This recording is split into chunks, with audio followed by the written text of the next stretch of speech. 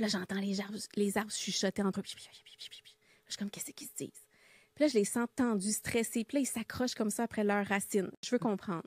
Puis là, je m'assois dans leur... Puis ils se parlent tous entre eux, là. C'est collectif, là. Il y a une grande conversation là, entre les arbres. Et là, je me dis, qu'est-ce qui se passe? Et il y a un arbre qui me dit, tu sais, Liliane, il y a des arbres qui ont besoin de mourir. Laisse-les partir. Ah non, mais attends, là, moi, j'étais comme la fille la plus haute de sa planète, là. Je gardais tous mes arbres debout, là. Là, tu me dis qu'il faut que je les laisse mourir.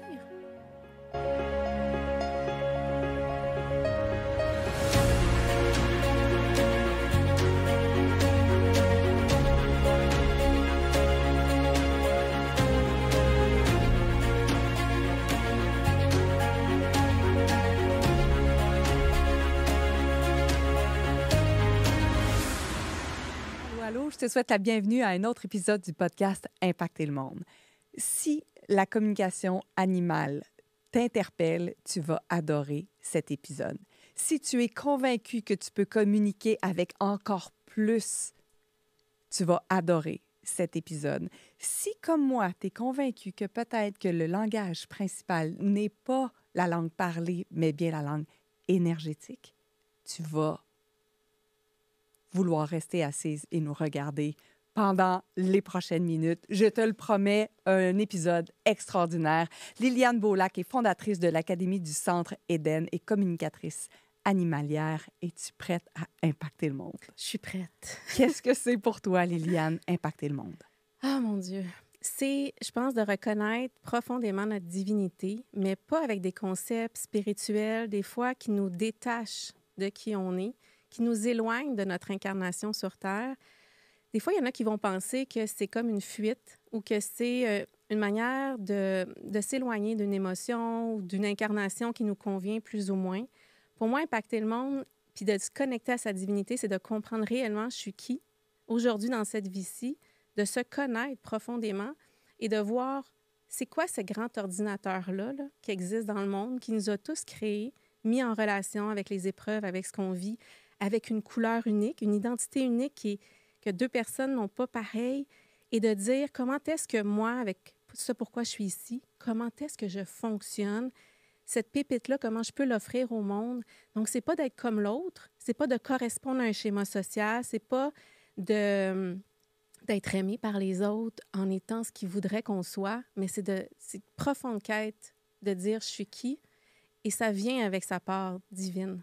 Liliane, ça fait quelques fois qu'on se parle pendant des heures et je suis toujours soufflée par ta sagesse, tes connaissances, qui tu es et cette solidité dans ce que tu dis.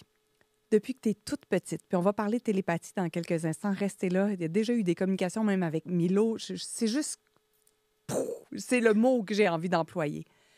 Depuis que tu es toute petite, tu sais qu'il y a quelque chose de plus grand. Oui. J'étais enfant, puis je voyais déjà des anges dans ma chambre. Je voyais des entités qui me parlaient. Et la façon qu'ils me parlaient, ce qu'ils me transmettaient comme enseignement ou comme sagesse était tellement différente de ce que je recevais de mes parents que je voyais deux taux vibratoires différents, deux angles, deux directions différentes dans leur façon de m'éduquer. Je dirais que mes guides et mes anges m'ont éduquée quand j'étais jeune. Et ça est venu aussi avec la télépathie, avec les animaux et les plantes. Ils ont été aussi des enseignants pour moi. Et j'arrivais plus à voir la relation entre mes parents, ce qu'ils me disaient, ce que je recevais comme guidance. Et je tentais de les partager avec mes parents, cette sagesse-là. Des fois, c'était bien perçu, d'autres fois, pas du tout, parce que ça sortait d'un cadre conscient ou émotionnel dans lequel eux se trouvaient. Puis c'était beaucoup dans des vérités aussi, dans des sagesses, comme tu dis. Donc, est-ce qu'eux sont prêts à accueillir ça? Donc, ça a été un peu... Pour moi, quand j'étais jeune, il y avait comme deux univers. Mais au lieu de vouloir fuir ces deux, tu sais, ou en fuir un ou l'autre, je suis devenue hyper curieuse. Puis là, je voulais comprendre et différencier les deux et sentir est où ma place là-dedans. Et des fois, j'allais voir mon père, puis je lui disais, tu sais, on a deux voix à l'intérieur de nous. Celle qui vient de la tête, puis la petite voix intérieure. Puis elle est ici. C'est elle qu'il faut qu'on écoute. C'est pas celle-là ici. J'avais 7 ans. Il ne comprenait pas du tout de quoi je parlais. Je pense que lui, il était beaucoup dans sa conscience des pensées qu'il générait. Mais moi, là, j'étais capable de voir que même si ma famille générait des pensées, je sentais que ça venait même pas d'eux. C'était aussi des mécanismes, c'était aussi des systèmes énergétiques étaient autour d'eux qui façonnaient leur façon de penser ou leur ressenti émotionnel. Et j'essayais de les recadrer pour les ramener vers eux. Tu as 7 ans, tu essaies de recadrer tes Oui, parents. oui. Est-ce que tu savais quand tu arrivais sur Terre, dans ton expérience terrestre, aussi loin que tu puisses te souvenir que tu venais pour quelque chose de vraiment spécial et que ton environnement serait peut-être austère à qui tu es? Bien, j'en ai pris conscience au fur et à mesure des années. Et je pense que si j'avais pas eu cette connexion profonde avec mes guides, puis je les voyais, je les entendais, je les suivais, si j'avais pas eu cette connexion-là si forte, je me serais perdue. Parce que j'aurais voulu cadrer avec ma famille, j'aurais voulu être aimée par eux. Euh, donc, j'ai une grande autonomie qui est née de cette capacité-là à prendre un pas de recul avec des messages contradictoires que je pouvais recevoir, mais je sentais bien que j'étais différente. Donc, oui, il y a eu comme un cheminement qui a été fait progressivement, mais ça a été une quête que j'ai dû faire pendant de nombreuses années. Là. Ça n'a pas été si simple que ça. Ouais. Puis, quand on parle de télépathie, quand on s'est parlé en pré-entrevue, tu as dit le prochain passage de l'évolution passe par la télépathie. J'ai relu ces notes-là, puis j'avais encore un frisson puis une émotion. Parle-moi de la télépathie. Qu'est-ce que tu sais à propos de la télépathie? Bien, pour moi, c'est un mode de communication réel et permanent chez tout le monde. Après, on en a conscience ou on n'en a pas conscience. Mais des fois, on va dire, sentir, penser des choses qu'on n'a pas générées nous-mêmes, qu'on a captées dans l'environnement, mais on ne sait pas différencier ce qui est à nous ou ce qui n'est pas à nous.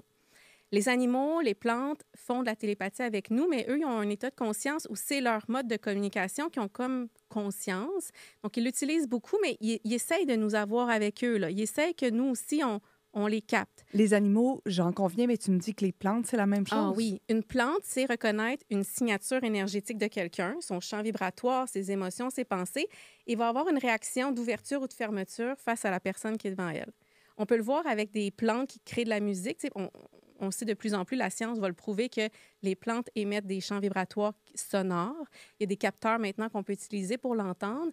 Mais on a pu constater dépendamment de qui était là, la plante arrêtait de chanter ou se mettait à chanter ou changeait de vibration sonore. Donc, on est en relation les uns les autres. On s'impacte émotionnellement, énergétiquement les uns les autres. Sauf que si on est déconnecté de nous, déconnecté de ces systèmes-là, bien, on agit comme un robot, mais on pense pas. Là, on pense que c'est notre plein pouvoir personnel, mais on est quand même conditionné par un système. Mais quand on est dans une relation où on prend conscience de c'est quoi l'impact que j'ai sur l'autre, quelle énergie j'ai aujourd'hui, quelle énergie j'imprègne l'animal ou la plante, comment la plante, elle est en ouverture, en fermeture, comment elle me partage sa sagesse, ça permet d'être en état d'observation de soi et à ce moment-là, de pouvoir nous prendre conscience de certaines choses. Tu sais, je t'ai dit en début de podcast, oui, j'avais une sagesse quand j'étais jeune, mais c'est pas une sagesse où je sais tout et mon taux vibratoire, il est parfait. C'était plutôt un état de conscience. Ouais. Une capacité à me voir, à me comprendre, à me remettre en question, à entendre, à analyser, à évaluer. Ma belle-mère m'avait déjà dit, toi, tu prends toujours des bonnes décisions. Puis j'y avais répondu, mais c'est pas moi qui les prends. Mais je pense qu'elle comprenait pas où je voulais en venir. C'est que j'ai une guidance. Je peux m'obstiner avec la guidance, je peux demander des validations, mais à un moment donné, il vient le temps où je dois me mettre en action avec cette guidance-là. Si je le fais pas, puis que j'ai une autre volonté qui est personnelle à moi... Tu as le libre arbitre. J'ai le libre arbitre. Bien là, j'ai vu que là, il y avait moins d'issues. C'était moins positif quand j'apprenais cette direction-là. Donc, j'ai testé l'énergie aussi. Puis, j'ai une grande capacité à me regarder ou à me remettre en question sans perdre ma valeur. Je remarque qu'il y a beaucoup de gens qui ont peur de recevoir des feedbacks d'un animal, d'une plante ou d'un humain parce que c'est comme si ma valeur était diminuée. Moi, je suis capable de me voir comme un élève. Donc, je vais prendre un pas de recul, je vais évaluer ce qu'il y en est. Puis si c'est une vérité, je vais dire comment je peux me construire autrement, avec plus de sagesse, plus de beauté, mais des meilleures qualités. Donc, tu sais, s'il y a un arbre qui me dit quelque chose, un message qui m'impacte, bien, je vais faire « OK, bien, je vais essayer d'être une meilleure personne ».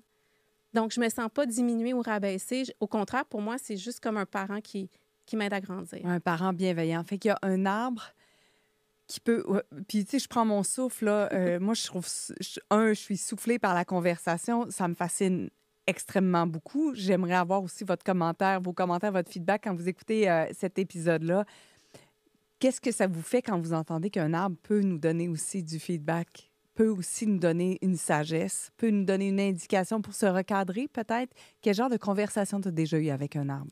Les arbres, ils ont une faculté à dire des vérités, tu sais, très sujet, verbe, complément. C'est-à-dire que, tu sais, il n'y aura pas de dentelle. Donc, c'est pas tout le monde qui est capable de recevoir ça parce que ça peut être très challengeant.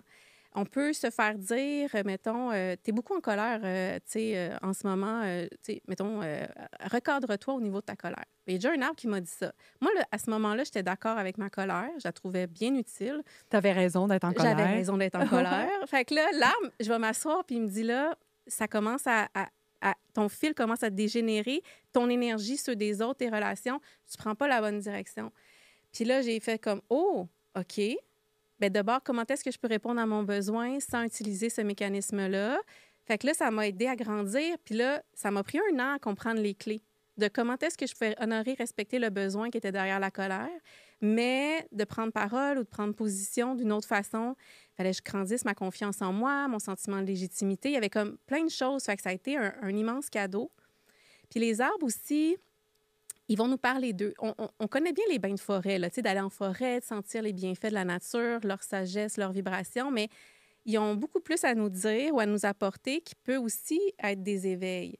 Et à un moment donné, je me promenais c'était l'hiver, puis il y avait beaucoup de verglas, beaucoup d'arbres tombaient dans ma région. Donc, c'était comme, moi, ce que j'appelle des fois des forêts apocalypse. Tu as l'impression qu'il y a tellement d'arbres qui sont tombés par terre. Puis là, j'avais plein d'émotions par rapport à ça.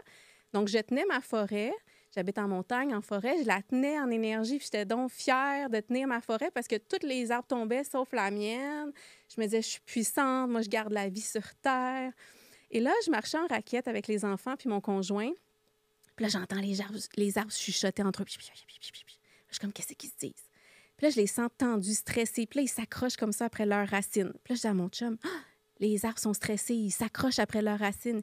C'est sûr, Liliane, t'es en montagne, ils sont inclinés, ils vont s'accrocher après. Je dis, ouais, non, mais pas ça, Vincent. Là. Je dis, il y a quelque chose. Là, je dis, continuez votre randonnée, je veux comprendre. Puis là, je m'assois dans leur... Puis ils se parlent tous entre eux, là, c'est collectif. Là. Il y a une grande conversation là, entre les arbres. Et là, je me dis, qu'est-ce qui se passe? Et il y a un arbre qui me dit, tu sais, Liliane, il y a des arbres qui ont besoin de mourir. Laisse-les partir. Ah non, mais attends, là, moi, j'étais comme la fille la plus haute de sa planète, là. Je gardais tous mes arbres debout, là. Là, tu me dis qu'il faut que je les laisse mourir. Et là, ça me ramenait à mes sentiments de deuil, à ma sagesse ou ma spiritualité en lien avec le deuil. Fait que là, j'ai dit, oh, je m'excuse. Je me suis inclinée devant eux, je leur ai demandé pardon. J'ai enlevé mon bouclier énergétique, puis j'ai dit, bien, que ceux qui doivent partir partent. Je vous demande pardon. J'ai continué, mais j'étais comme, OK, là ils m'ont changé là, à l'intérieur de moi. Je reviens le lendemain, j'ouvre ma porte patio, 30 arbres étaient tombés sur mon terrain. Je devais les laisser mourir. Et c'est comme ça que j'ai pu laisser mon père mourir aussi, parce que c'est aussi un arbre qui m'a dit, je me promenais, j'arrivais sur un terrain vacant où il y a beaucoup d'élémentaux. La vie est très, très féerique. Là, il n'y a pas de maison, il n'y a pas d'habitation, donc on sent vraiment le taux vibratoire. J'aime aller me recueillir, même si ce n'est pas mon terrain à moi, qui est tout près de chez moi. Et là, j'étais dans la rue, je me connecte avec le lieu, et là, ils me disent, bientôt, tu vas t'acheter un terrain pour donner des ateliers en nature. Puis là, je leur ai dit, mais j'ai pas d'argent, là, je peux pas m'acheter un terrain. Ils disent, tu vas recevoir un héritage. J'ai fait, ah bon? Mais mon père, ma mère sont pas malades. On n'était pas très bien nantis quand j'étais jeune, donc je m'attendais pas à avoir un héritage. Peut-être le père de mon conjoint. Là, j'étais dans le néant. Là, je me reconnecte à ma forêt, je reviens chez moi. Un arbre me dit, ton père va mourir dans la prochaine année, laisse-le mourir. L'arbre est en mesure d'avoir cette information-là? Oui. Parce que tout est connecté. Tout est connecté. Tu sais, ils sont vieux, les arbres. Il y a des arbres qui sont très vieux. Ils voient les choses, ils nous voient, ils font de la télépathie avec nous, ils comprennent des choses. C'est que la télépathie, c'est le prochain niveau de conscience parce que ça nous permet de se voir, de se comprendre dans les vérités. Au-delà des masques, au-delà de... Oui, des conditionnements. C'est comme si j'avais l'impression, c'est la sève que j'ai, c'est cette essence-là. Oui. De moi, qu'on pourrait communiquer essence à essence. Oui. Je sais pas si c'est les bons mots. En accord avec ce qui doit être juste, en accord avec l'univers. Des fois, les gens vont dire « Ah, j'ai un karma négatif, il m'est arrivé ça, ça, ça. » tu as sûrement reçu une guidance ou un chemin où on t'a dit « prends à gauche ».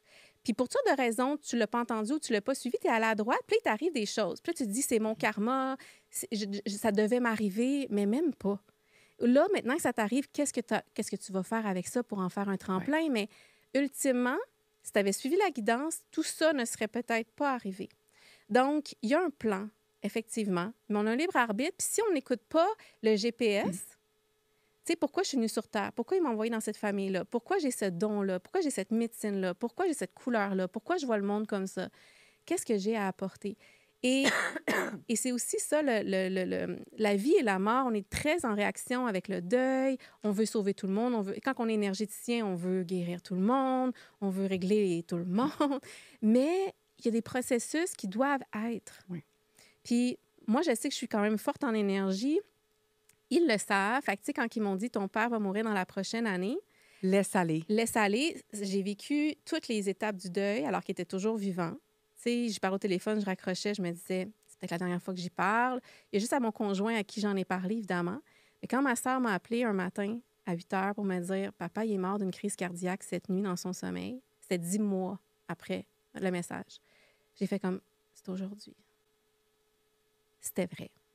Donc, j'aime ça avoir des validations parce que ça me confirme que l'alignement que j'ai avec l'univers est le bon. Et moi, je pense que c'est ça depuis que je suis toute petite. Je sens où il y a un alignement avec ma boussole, puis je veux aller là. Puis je vois que l'humain, là, il n'est pas connecté, il n'est pas là, puis il y a plein de mécanismes qui font qu'il n'est pas là, dont moi. Et j'ai conscience de mes propres mécanismes quand je ne suis pas là, et je le négocie avec l'univers. Donc, moi, je l'aime l'humain, là. Tu comprends? Je comprends qu'il y a différents niveaux de conscience, je comprends qu'il y a des croyances, mais je sais le potentiel. Je sais que tout le monde est spirituel, que tout le monde fait de la télépathie, que tout le monde peut en faire. Fait que je doute de personne. Fait que quand j'accompagne mes élèves dans mes formations, moi, je crois à tout le monde. Tu vas y arriver. Après, on va peut-être enlever des couches, on va peut-être essayer de comprendre c'est quoi, toi, ta médecine unique, ta façon de percevoir le monde, ta façon de le comprendre. On va travailler là-dessus, mais je sais tellement le potentiel de ce qu'on peut faire, puis je sais tellement qu'on est au début de quelque chose de plus grand, que j'ai même l'humilité de dire que malgré toutes mes facultés, il y a sûrement encore tellement plus que j'ai pas accès. Donc, c'est cette quête-là qui m'allume et qui me stimule avec mes élèves de dire, si toi, t'es all-in, là, moi, je te lâche pas. Là. Je t'accompagne jusqu'au bout de ce potentiel-là. Ouais. Puis quand tu parles d'élèves, c'est que tu enseignes ça. Tu enseignes la télépathie, tu enseignes la communication animale, tu enseignes la communication avec les élémentaux. Oui, exactement.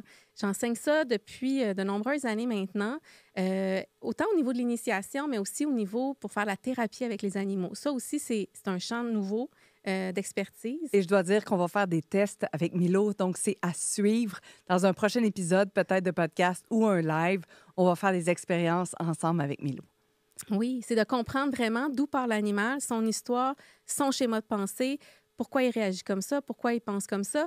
Tu sais, dans les comportementalistes animaliers, on a tendance à dire tel type de comportement, telle action. Tu sais, fais ça, mais 2 chiens qui jappent pas pour la même raison. 2 chiens qui sont anxieux sont pas anxieux pour les mêmes raisons. Donc, il y a toujours un parcours unique. Et moi, ce qui est ma curiosité, c'est de découvrir le parcours unique de ce chien-là qui est différent de l'autre. Donc, même si la question, c'est la même, mon chien est anxieux, mettons, là, ou mon chien, il jappe tout le temps, peu importe. Dans ce cas-ci, les deux, c'est applicable pour Milo. Mais si j'ai fait une commière animale, bien, ça se peut que le message soit complètement pas du tout les mêmes. Donc, l'idée, c'est pas de faire justement une projection de mes croyances, une projection de ce que je pense qu'est un animal ou ce que je pense qu'est de l'anxiété. Parce que l'anxiété, ça peut prendre des visages que je connais pas, que je comprends pas. Et moi, j'aime apprendre, j'aime rien savoir. J'aime me dire, mais qu'est-ce que j'en sais, moi, de ce qu'il a besoin? Exact. Et même si je fais une com animale avec lui, puis dans 3 mois, j'en fais une autre, je vais pas aller lire avant, puis partir sur ce que je sais de lui. Je repars sur une page blanche. Parce qu'il peut être différent. Moi, ailleurs, on a évolué nous-mêmes. Et voilà. Donc, ça me fascine, oui. Donc, tu enseignes ça maintenant. Tu as décidé. Mais là, il faut juste expliquer aussi le contexte où tu reçois de la guidance. Qu'on y croit pas, vous êtes libre de nous laisser aussi vos commentaires. Je serais vraiment intéressée. Moi, ça me fascine, puis j'aime suivre la guidance. On ne peut pas vraiment savoir. C'est irrationnel, à la limite. On n'a pas de fait à savoir si c'est vrai ou pas, à moins que ça existe. Alors oui. Moi, j'ai construit mon école et ma pédagogie sur les validations. justement pour qu'on sorte d'un cadre où on interprète, où on analyse, où on fait une projection, puis finalement, la personne, elle prétend savoir qui est l'autre, mais au final, peut-être pas. Donc, et comme on porte la voix d'un animal, on pourrait tellement dire tout et n'importe quoi, puis personne ne pourrait savoir si c'est vrai. Donc, moi, j'utilise une pédagogie, puis quand moi-même, je fais mes comme animal, pour que tu puisses valider tous mes messages. Et je vais donner des situations vécues, je vais te parler d'une situation que lui va me parler, on va parler des membres de la famille, on va parler des événements, de l'environnement, des éléments physiques de l'environnement, des paroles qui sont échangées dans la maison, son passé. Il pourrait me décrire son passé, la maison où il habitait, puis là, ça va pouvoir le valider. Donc, on va chercher plein d'éléments validables, ce qui fait que là, quand on rentre dans la psychologie de l'animal, bien, on sait aussi que là, on est à la bonne place parce que tout le reste est validé. Et surtout, s'il y a un changement, parce que des fois, je fais une com animale de 30 minutes, puis l'animal n'est plus le même après. Je reçois un courriel de, tu sais, ça fait 4 jours que tu as fait la communication animale. Elle me colle tout le temps. Elle vient dormir avec moi la nuit. Elle m'a jamais collé. Elle n'a jamais dormi avec moi la nuit. Ou là, elle perdait son poil a recommencé à pousser. Ou là, il jappait tout le temps. Il jappe plus. Donc, tu as aussi une validation que tu étais à la bonne place dans l'accompagnement thérapeutique avec l'animal parce que tu as un résultat hyper rapide au bout de 30 minutes. Comment tu as commencé à faire de la communication animale? Tu avais reçu une guidance, puis tu as commencé à le faire spontanément comme ça? Mais déjà, quand j'étais jeune, j'avais beaucoup, beaucoup d'animaux chez moi et je le faisais, puis j'en parlais à mes amis à l'école. « Hey, monsieur Émile m'a dit ça. » Puis, tu sais, monsieur Émile, c'est ton voisin. « Non, c'est mon chat. » Tu sais, puis bref. Fait que j'en faisais déjà. Mais à un moment donné, j'ai reçu la guidance d'en faire un métier. Et ils m'ont dit « Commence à faire des communications animales. » Mais je n'ai pas fait de formation. Je ne savais même pas que ça existait. Je ne viens pas du monde animalier non plus. J'étais du monde spirituel avec des humains et tout. J'ai honoré la guidance. Je me suis obstinée quelques jours. Après ça, j'ai honoré la guidance. J'ai commencé avec des clients à moi pour être dans une zone plus sécuritaire. Ça a super bien marché. Fait que là, ça a fait de boule de neige. Puis au bout de quelques mois, quelques semaines, ils m'ont dit, là, maintenant, tu vas l'enseigner. Puis je disais, ah bon? Ça fait un mois, j'en fais, ou ça fait quelques semaines, j'ai pas toutes mes stratégies. Oui, puis comment vous voulez que je l'enseigne? Et là, ils m'ont tous donné mes modules. Fait que, OK. Fait que, tu sais, c'est eux qui me guident, c'est eux qui m'accompagnent. Fait que c'est pas moi qui me suis levée un matin puis qui a dit, je veux faire de la com animale, je veux l'enseigner.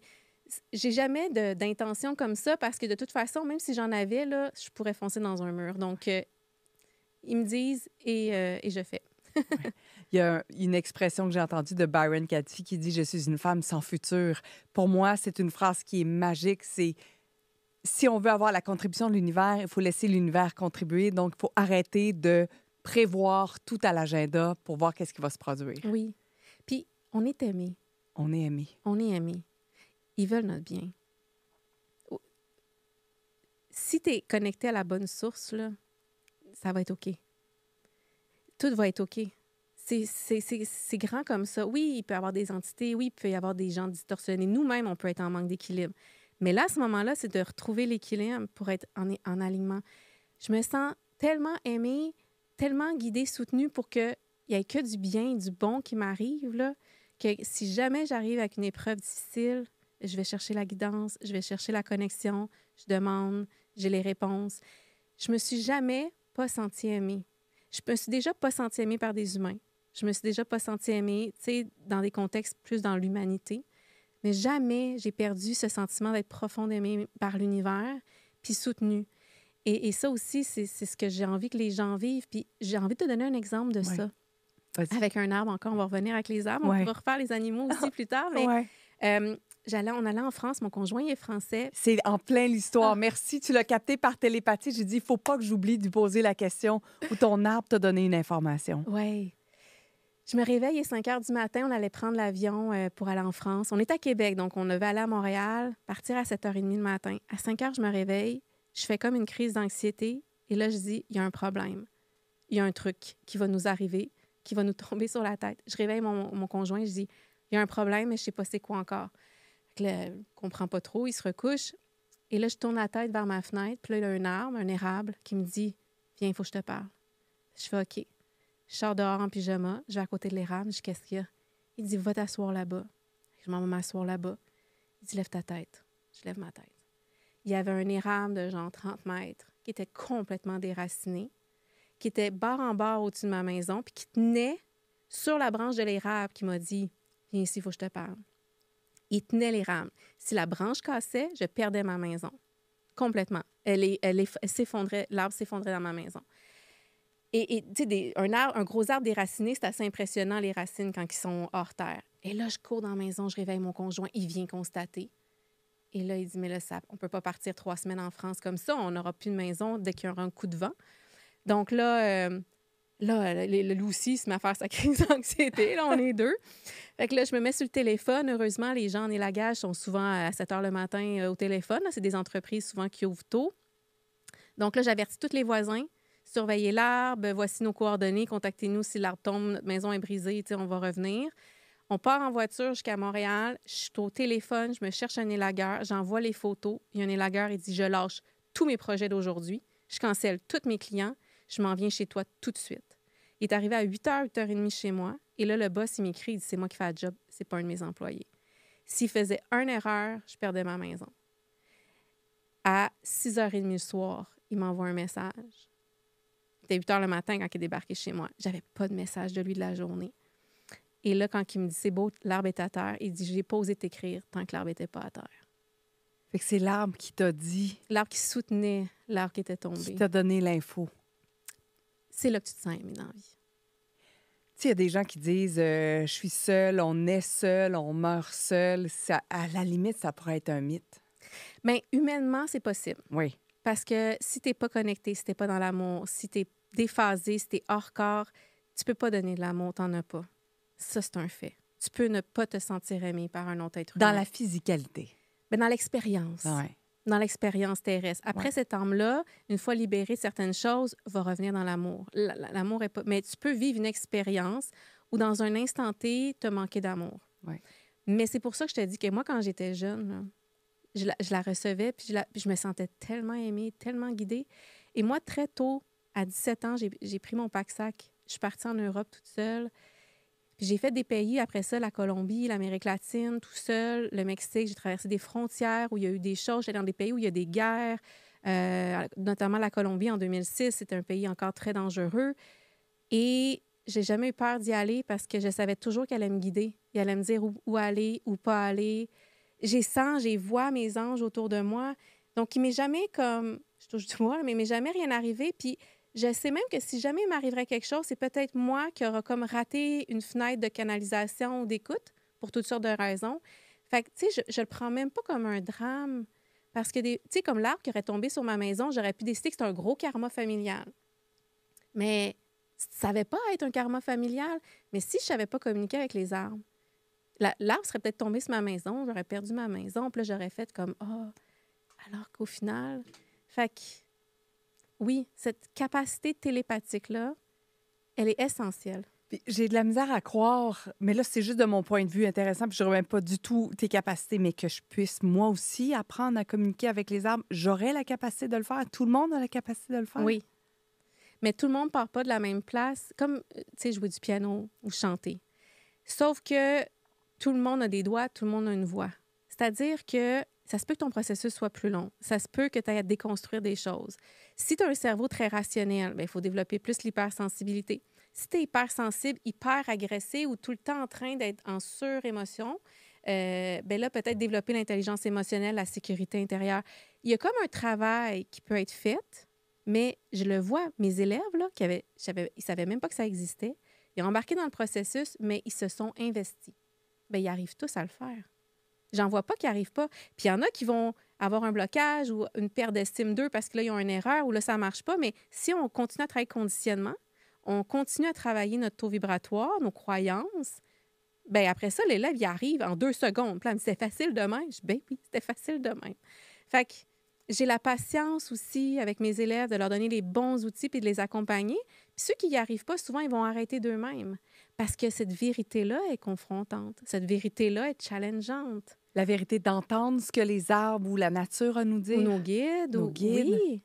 Fait que quand on suit une formation avec toi, c'est oui les animaux, c'est oui les arbres, c'est oui la nature, mais c'est tout qui est amplifié. C'est toutes les formes de communication. C'est la télépathie, c'est tellement plus large que je peux même imaginer.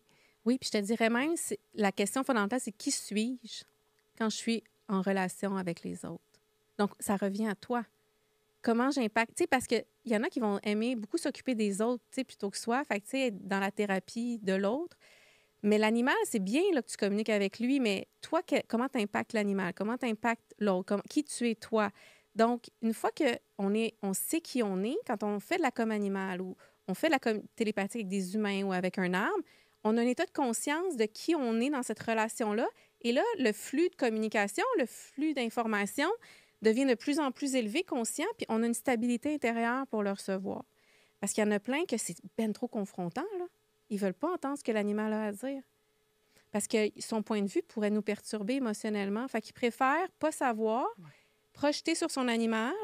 Puis, mais des fois, ils font avec leur conjoint aussi ou ils le font avec n'importe qui. Hein. On est beaucoup à projeter parce que je suis tellement instable que si jamais je reçois une information puis je ne saurais pas comment la gérer, ça va être trop dur. Fait que là, l'ego embarque, des mécanismes de défense, d'attaque, de renier la réalité. Fait que si tu n'es pas bien construit dans ta sécurité affective, ton autonomie affective, ta valeur personnelle, c'est très dur de faire de la télépathie. Et est-ce que ça pourrait nous permettre aussi de comprendre davantage la relation qu'on a avec la Terre? Parce que la Terre doit être en train de nous envoyer des messages aussi importants. On regarde ce qui se passe au niveau des tornades, la Floride, partout, des endroits où il y a de l'eau. Il y a même chez nous, on en a eu, tu sais, au Québec récemment, en Europe aussi. Donc là, la Terre, je ne sais pas c'est quel mot que je dois employer, bouillonne, puis elle est en train de communiquer avec nous. Est-ce que c'est ça? Oui, puis il y a des codes. L'univers fonctionne avec des codes. Si tu casses des codes, bien, il y a des conséquences. OK. Explique-moi, juste prends quelques secondes pour me dire quels sont ces codes-là. Qu'est-ce que tu entends quand tu parles de code? Bien, par exemple, tu sais, le taux, mettons, on parle de son dans l'eau. OK? Les baleines, les animaux aquatiques, par leur champ vibratoire puis par leur fréquence sonore, vont créer un équilibre ou une harmonie au niveau des fréquences sonores de l'eau, mais ça impacte vibratoirement les territoires aussi, puis tout ça. Si on met beaucoup de bateaux qui font beaucoup de bruit, on pollue les océans, bien, on brise un code, un équilibre, une harmonie. Mais ça va engendrer la mort des animaux aquatiques, ça va engendrer d'autres phénomènes aussi. Donc, puis mettons, comme là, par exemple, la fonte des glaces dans le Grand Nord, ce qui est phénoménal, c'est que l'eau est porteur de mémoire. J'en parle dans un de mes livres sur l'énergétique. Celui-là, la nouvelle conscience. Non? C'est l'art d'apprivoiser l'énergie qui va sortir là, en janvier. Tout bientôt. Oui. OK, en janvier 2025. Oui. C'est à surveiller, les liens vont être là. Il y a d'autres livres disponibles, on va en parler d'ici la fin de l'émission. Mais l'eau est porteur de mémoire. Elle agit comme un disque dur, comme un ordinateur. Fait que toute l'information qui est transitée par l'eau est emmagasinée. Fait que si on libère ces mémoires-là, bien, on est capable d'avoir accès à de l'information. Et là, ce qui se passe, c'est que la Terre est quand même vieille. Il y a eu d'autres, il y a eu les dinosaures, il y a eu d'autres types d'humanité aussi, de systèmes sociaux qui ont disparu. Je veux dire, la Terre est quand même pas nouvelle. Mais il y a beaucoup de mémoire qui est emmagasinée dans l'eau qui est sur nos glaciers. Là, l'eau fond. Donc, toutes ces mémoires-là sont disponibles. Sont actifs. Et là, ils impactent aussi les environnements puis les écosystèmes. Donc, il y a des phénomènes dans la matière que les scientifiques pourraient expliquer de cause à effet, réchauffement climatique, donc fonte des glaces, l'absorber le CO2, des choses comme ça. Donc, tous ces phénomènes-là, c'est aussi une forme de code. Tu sais que si tu es dans l'équilibre de ce code-là, il y a une harmonie. Si tu le brises, il y a un déséquilibre. Mais il y a aussi toutes nos mémoires, toutes nos pensées, nos vibrations, nos champs vibratoires, les sons concrets qui impactent les vibrations de la Terre, qui modifient les vibrations de la Terre, puis qui fait que la Terre va réagir à ça, à sa façon. Puis, il y a aussi ce qui est prévu par le grand plan aussi. Tu sais, il y a eu des civilisations qui ont disparu, puis il y a eu d'autres humains après. Fait que c'est de faire confiance aussi que même si demain tout le monde meurt, c'est pas grave, là. On va aller ailleurs ou on va revenir sur Terre. C'est qu'il y a des codes, il y a un système. Soit tu embarques dans le bon système puis tu es en phase, en accord, soit tu es en résistance parce que tu veux contrôler les codes, les modifier à ta façon pour que ça te convienne. Là, tu es en résistance, puis là, tu crées des failles puis des brèches. Puis après ça, tu as des conséquences, puis là, tu te victimises alors que tu es responsable. Fait que moi, j'aime beaucoup essayer le plus possible d'être en accord avec ce qui doit être et ce que moi, je dois être. Que ce soit des tornades, que ce soit les grands vents, que ce soit la pluie, les inondations, c'est... Moi, je les écoute. Quand je fais mes ateliers en nature sur ma terre, puis qu'il y a eu les grosses inondations, à un moment donné, il n'y a plus sur ma terre. Ouais. Puis là, on a fait de la communication avec l'eau qui était là, mais je vais dire encore plus magique. Moi, je communique avec l'eau, je communique avec les élémentaux de l'eau. Et on a des conversations aussi. Puis quand je donne mes ateliers en nature, évidemment, je ne veux pas que ce soit le déluge parce que, bon, on est dehors quand même, là. Mais je veux aussi qu'on soit en phase. C'est-à-dire que je ne vais pas dire « Allô, je t'haïs, je veux pas que tu sois là, ça m'énerve qu'il pleuve ». Je vais comme être en accord que s'il pleut, moi, je vais aller chercher une stabilité intérieure pour accueillir cette eau-là. Et j'amène mes élèves là. Les élèves qui font mes formations trouvent une stabilité puis une connexion tellement grande qu'ils me disent toutes, même s'il pleut, Liliane, on vient à ton atelier. Bien, ils viennent tous puis il arrête de pleuvoir. Il pleut partout. Il pleut à Québec, il pleut en chemin, mais il ne pleut pas sur ma terre. Fait qu'on fait les ateliers, il n'y a pas d'eau. Juste avant-hier, j'enseignais, je devais installer mon terrain. Il annonçait de la pluie. Je leur ai dit, c'est OK qu'il pleuve, mais je dis, moi, vous savez comment c'est épuisant d'installer mes choses sous la pluie. Ça serait le fun, que j'aille un répit, ça m'aiderait. Et là, du coup, j'arrive sur mon terrain, il ne pleut pas, j'installe tout. Dès que j'ai fini le dernier truc, il se met à pleuvoir. Et là, je tombe dans la gratitude. Là, je leur dis tellement, merci. Mais est-ce qu'on a à ce point d'impact pour que la météo honore aussi ce qu'on est en train de faire? Complètement. Mais avec quelle intention tu le fais? Si tu le fais pour contrôler l'autre, tu n'auras pas cet impact-là, il va réagir. Si tu es en accord avec l'autre, mais que tu as une conversation de donnant-donnant, je t'accepte comme que tu es, Karine. Tu sais, je t'aime vraiment comme que tu es, puis je sais que tu es utile comme que tu es. Mais tu sais, quand tu me cries dessus, mettons, je me sens pas bien, bien, tu vas peut-être faire comme « Ah, bien, OK, je vais parler doucement. » Bien, c'est un peu la même chose avec les éléments. Genre, je dirais pas je veux pas que tu existes, tu m'énerves, je veux pas que tu me mouilles, je veux pas qu'il y ait trop de soleil. Mais je vais comme dire comme genre, merci d'exister, je sais que tu es utile, je sais qu'en ce moment, tu œuvres, tu as une mission, je veux pas te couper dans ton élan. Mais moi, nanani, nanana, qu'est-ce que toi, tu veux? Puis là, tu redonnes le pouvoir à l'élément, le vent, l'air. Tu lui dis, même si tu m'écoutes pas, là, c'est OK pour moi, je vais t'aimer pareil, puis je vais t'accueillir. Donc, tout est dans l'intention. Puis les plantes, c'est pareil. On va revenir avec un arbre. Mon conjoint il avait lancé une fusée artisanale qu'il avait faite avec les enfants, puis la fusée s'était prise tellement haut dans l'arbre qu'elle ne tombait pas. Il s'était dit, on va attendre des grands vents, elle va retomber. Quelques semaines, voire 2 mois plus tard, la fusée n'est toujours pas tombée. Je m'en vais voir l'arbre. J'ai dit, on aimerait tellement ça revoir la fusée. Là. On s'excuse, tu sais, on a mal géré nos affaires. Les enfants ils aimeraient vraiment ça. En tout cas, si tu acceptes de nous redonner la fusée, ça serait vraiment gentil. Mais sinon, c'est OK, c'est pas grave. Je rentre en dedans, je prends un sac de vidange, je sors dehors pour aller porter les vidanges. La fusée est à terre. Il n'y a pas de vent. Je rentre, j'ai Vincent, la fusée est à terre. Il dit, comment c'est à terre? J'ai demandé. Mais elle aurait pu dire non. Je ne suis pas dans le contrôle. Ouais. C'est ça la différence. Ouais. Tu veux contrôler l'autre par ta télépathie, je pense que tu vas avoir des petits karmas. Ouais. Puis est-ce que tu parles à voix haute, à l'arbre, ou tout... Non, c'est toujours par télépathie. Ouais.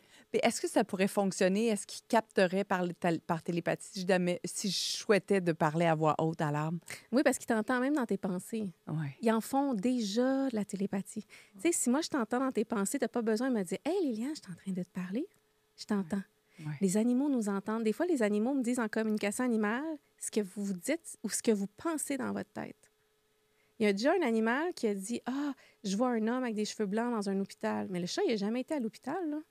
Tu comprends? Mais elle pense à son oncle qui a les cheveux blancs qui est à l'hôpital. L'animal me dit ce qu'elle pense et ce qu'elle voit dans sa tête. Okay.